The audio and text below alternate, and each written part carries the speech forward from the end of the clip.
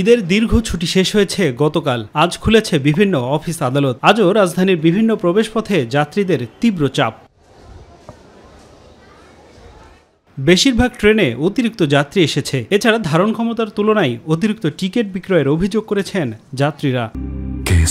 শেকড় থেকে শিখরে আমরা ট্রেনের টিকিট কাটিয়েও সিটে যাইতে পারি না, অনেক ভিড়। আর আমাদের উত্তরবঙ্গের ট্রেন তো সেই পঞ্চগড় থেকে আসছিল, আমরা দিনাজপুরে উঠছি। আপনার মনে করেন যারা সিটে প্রায় 10% লোক সিটে বসতে পারে নাই, নিজের সিটে আমি যেমন যাইতে পারি না আমার সিটে। জার্নি যে এত কষ্ট, এত মানুষের ভিড়, গতবার ঈদে এরকম ভিড় হয় না, এবার ঈদে এত বেশি ভিড় হয়েছে। ট্রেনে মোটামুটি ভিড় খারাপ না, সবাই আবার বাড়ি যাচ্ছে দেখতেছি। ঈদের পর অনেক লোকজন ভিড় দেখতেছি স্টেশনে, অনেক লোক।